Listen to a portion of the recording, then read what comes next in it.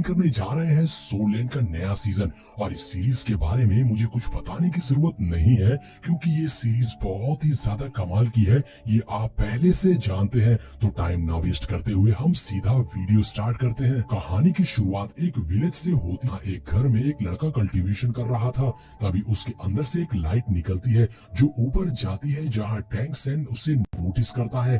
Tank sand God real में है और उसे समझ में आ जाता है कि ये नए सितारे का जन्म हो रहा है, से अपनी तकदीर लिखेगा।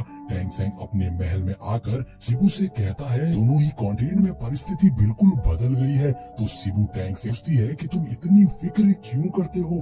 टैंक सैंग बताता है कि इस वक्त पृथ्वी के अकॉर्डिंग बिल्कुल अलग चलता है, क्योंकि यहाँ का एक धरती पर एक साल के बराबर है। और टैंक सैंग को यहाँ आना पड़ा एविल किंग और काइंडनेस के बीच के मसी वजह से। और अब यहाँ उसे 20 साल बीत चुके हैं, जो कि धरती पर कई हजार साल हो गए, जिसका मतलब हुआ कि अभी तो खत्म हो चुका है। और कॉन्टिनेंट के मसले में नहीं बोल सकता, बस उसे देख सकता है। धरती की ज्योग्राफी पूरी तरीके से बदल चुकी है। गोल्ड कॉन्टिनेंट अब सन मून कॉन्टिनेंट से जा मिला है। टैंक सैंग के टाइम पे तो धरती पे सिर्फ 2 ही एम्पायर थे, मगर अब वहाँ कई सारे कॉन्टिनेंट बन गए हैं जो जमीन के लिए लड़ते रहते हैं। और अब दुनिया के प्रोग्रेस होने के साथ टैंक लैंड का नामो निशान मिट चुका है, जिसका टैंक सैंग को बहुत दुख है। फिर टैंक सैंग बताता है कि गोल्ड कॉन्टिनेंट में एक नए युवा का जन्म हुआ है, जिसकी किस्मत मुझे टैंक लैंड से जुड़ी हुई लग रही है, मगर इस वक्त मैं उसके बारे में ज्यादा कुछ नहीं बता सकता। अब सीन शिफ्ट होकर हुलू कॉन्टिनेंट के ड्यूक मेंशन पर आता है, जहाँ हम युहाओ को देखते हैं। वो बहुत गुस्से में ड्यूक मेंशन की ओर देखा था। तभी कुछ गार्ड्स युहाओ को कहते हैं तुम यहाँ नहीं आ सकते।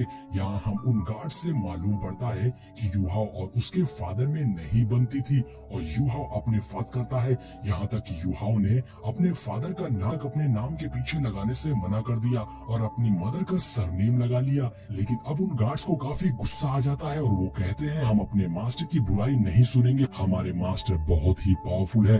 तभी युहाओ अपनी स्पिरिट आई का यूज करके वहाँ से निकल जाता है और उन गार्ड्स को कुछ भी मालूम नहीं पड़ता कि यहाँ है। नेक्स्ट सीन में हम मास्टर ड्यूक को अपने सोल्जर्स के साथ जंग से वापस लौटते हुए देखते हैं। वहीं युहाओ की भरी नजर मास्टर को देखे जा रहा था, इससे पहले ही वो वहाँ से गायब हो जाता है। दोस्तों मैं आपको बता दूं कि युहाओ और उसके फादर मास्टर ड्यूक के बीच मसला क्या है। दरअसल युहाओ की मदर एक नौकरानी थी, जिससे ड्यूक को प्यार हो गया था और उन्हीं दोनों का बेटा है युहाओ। लेकिन अपनी रॉयल फैमिली की इज्जत के लिए ड्यूक ने युहाओ की मदर से कभी शादी नहीं करी, बल्कि किसी युहाओ और उसकी मदर को भी मेंशन में ही रखा।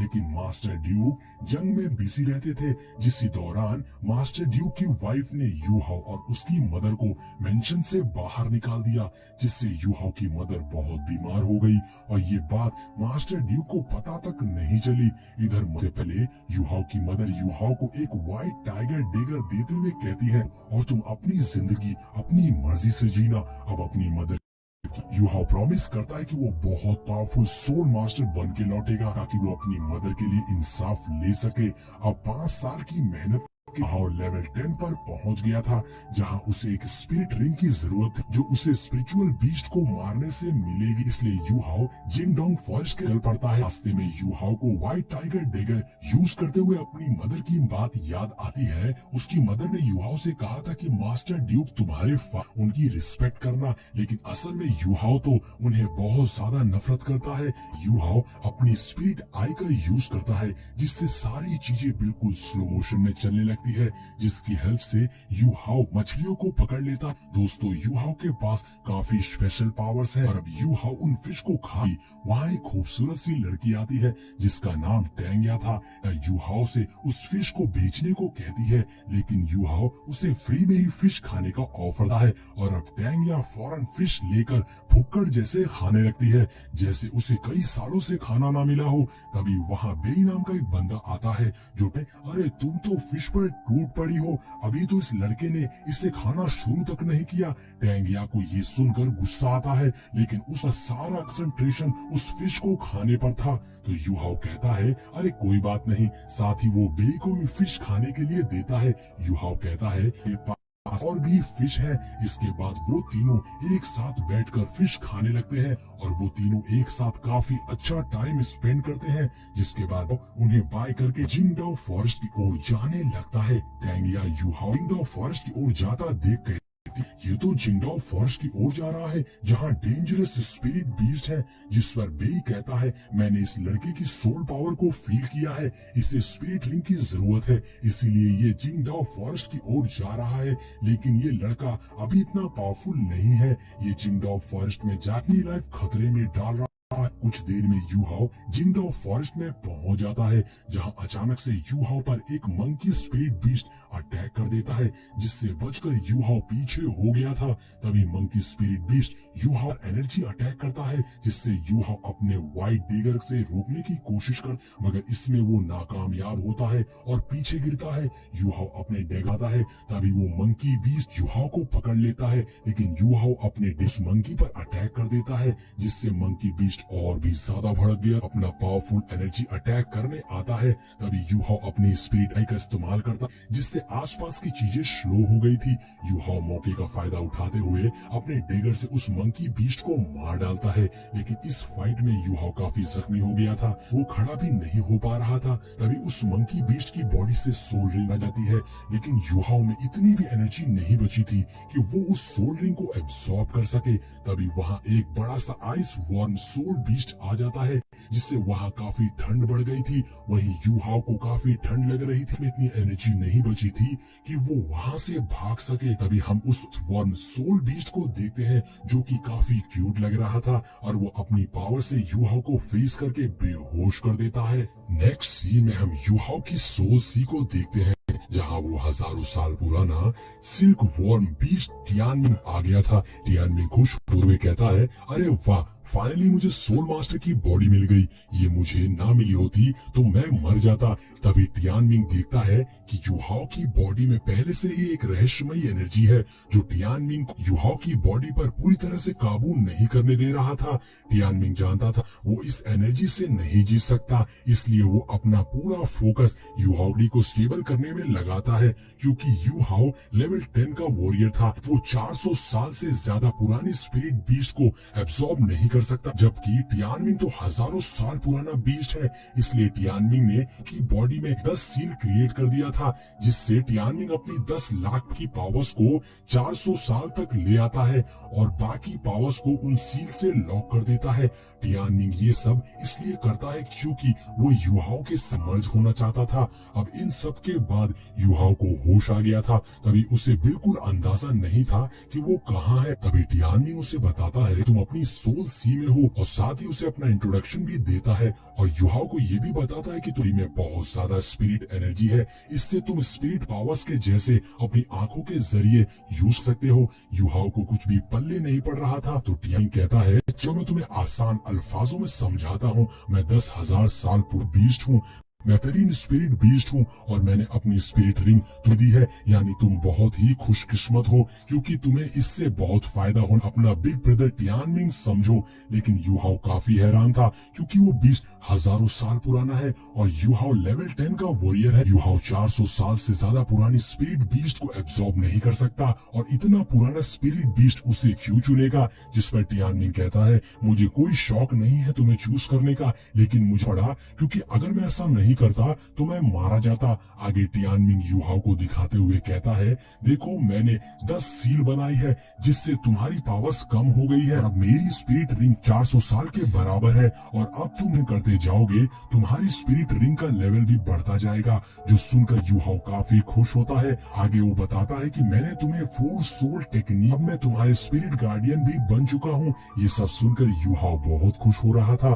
तभी टियानमिंग बताता है कि मैंने तुम्हें जो स्पिरिट रिंग है वो आइस एट्रीब्यूट रिंग, जिससे तुम इतनी आसानी से यूज नहीं कर सकते हो। तुम्हें आइस स्पिरिट रिंग की जरूरत होगी, तब तुम इन 4 सोल टेक्निक का यूज कर सकोगे। तो यूहाओ पूछता है कि उसकी 4 सोल टेक्निक कौन सी है, जिस पर टियानमिंग है वो तो तुम्हें खुद ही मालूम करनी पड़ेगी, लेकिन फाइनली तुम सिर्फ सपोर्ट टेक कर सकते हो क्योंकि अभी तुम काफी कमजोर हो, तुम्हें अपनी बॉडी को स्ट्रॉन्ग बनाना होगा। यूहाओ कहता है मैं जरूर मेहनत करूंगा। अब टियानमिंग कहता है चलो अगर तुम्हें समझ में आ गया है है, तो अब मुझे सोना है, दफा हो जाओ यहाँ से। ये बोलकर टियानमिंग युहाओ को वापस रियल वर्ल्ड में भेज देता है। दूसरी ओर रियल वर्ल्ड में टेंगिया और बेई को युहाओ मिल गया था, लेकिन युहाओ बेहोश था। जहाँ बेई महसूस करता है कि युहाओ अब पहले से ज्यादा स्ट्रॉन्ग हो गया है, लगता है कि अब ये सोल मास्टर बन गया है, लेकिन इसकी बॉडी ने अभी तक इसकी पावर्स को एक्सेप्ट नहीं किया, इसलिए युहाओ को थोड़ा टाइम लगेगा। जिसके बाद युहाओ होश आ जाता है। वहीं बेई को वहाँ वही मरा हुआ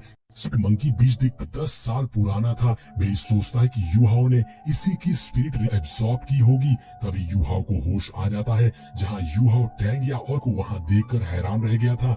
बेई खुश होते हुए कहता है, अच्छा हुआ तुम, नहीं तो मुझे डर था कि हम ज्यादा देर तुम्हें प्रोटेक्ट नहीं कर पाते। तो युहाओ कहता है, किस चीज से प्रोटेक्ट? जिस पर टेंगिया कहती है, बेवकूफ लड़के, यहाँ बहुत सारे खतरनाक स्पिरिट बीस्ट है। वहीं युहाओ बेई और टेंगिया की स्पिरिट रिंग को भी देखता है, जिसे देखकर युहाओ बिल्कुल हैरान रह गया था, क्योंकि टेंगिया के पास 100 साल पुरानी 2 स्पिरिट रिंग थी और बेई के पास तो 200 साल और 1000 साल पुरानी स्पिरिट रिंग थी। तभी उनके सामने एक धतूरा स्नेक आ जाता है, जो हजारों साल पुराना स्पिरिट बीस्ट है। तो बेई टेंगिया को युहाओ को प्रोटेक्ट कर कहता है और खुद उस स्नेक बीस्ट को पकड़ेगा। तो टेंगिया अपनी ब्लू ग्रास पावर को कर लेती है। युहाओ यहाँ थोड़ा हैरान था, क्योंकि टैंग सेंग के पास भी यही। इधर बेई लाइटनिंग टेक्निक से स्नेक बीस्ट पर अटैक करता है, लेकिन स्नेक बीस्ट बहुत फास्ट था। वो तेजी से टेंगिया और युहाओ के पीछे आ जाता है, जहां टेंगिया युहाओ को बचाते हुए उसे लेकर भागने लगती है। इधर बेई उस स्नेक बीस्ट पर अटैक कर रहा था, लेकिन उस धतूरा स्नेक की स्पीड की वजह से बेई उसे मार नहीं पा रहा था। युहाओ उनकी हेल्प करना चाहता था, तो टियानमिंग उसे बताता है कि तुम स्पिरिट डिटेक्शन टेक्निक का यूज करो, जो मैंने तुम्हारी मेमोरी में डाल दी है। और अब उस टेक्निक को एक्टिवेट करते हुए टेंगिया और बेई के साथ अपनी स्पिरिट टिक को शेयर करता है, जिससे बेई और टेंगिया के आसपास की चीजें बिल्कुल स्लो गई थी, जो देखकर वो दोनों काफी हैरान रह गए थे। अब बेई को काफी इसलिए वो अपने पावरफुल लाइटनिंग अटैक से धतूरा स्नेक की कमजोरी पर हमला कर देता है, जिससे वो स्नेक बीस्ट बुरी तरह जख्मी हो गया था।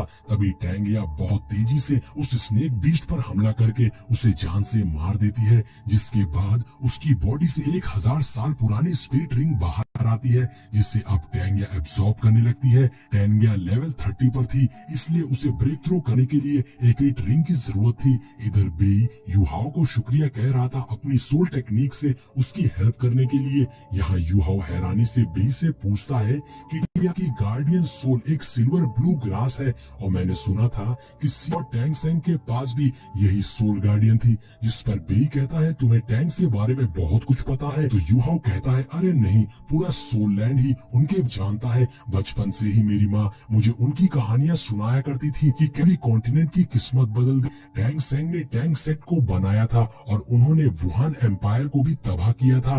टैंग सेंग ने सारी इमॉर्टल कंट्रीज को खत्म करके गॉड बन गए, और उनके जैसा कोई और सोल मान नहीं बन सकता। अब बेई बताता है कि टेंगिया टैंग सेट की मास्टर है, लेकिन उसकी गार्डियन सोल टैंग सेंग की जितनी पावर नहीं है, मगर वो बहुत ही लड़की है। तभी युहाओ को चक्कर आने लगते हैं और होश हो जाता है, उसे हील करने लगता है।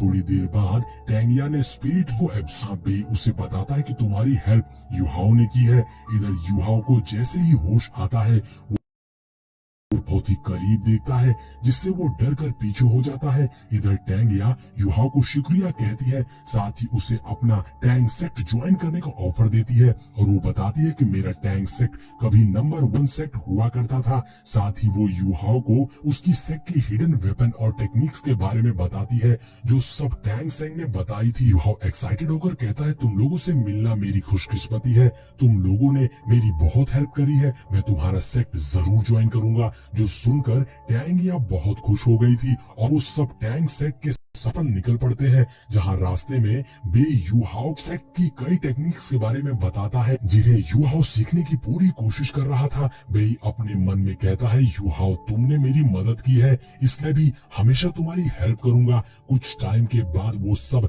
श्रेक एकेडमी पहुंच जाते हैं, जो बहुत ही खूबसूरत लग रहा था। टेंगिया बताती है कि वो कमाल की एकेडमी है, जहां एक से बढ़कर एक टैलेंटेड स्टूडेंट निकले हैं। उस एकेडमी को देख, ये एकेडमी इतनी आसानी से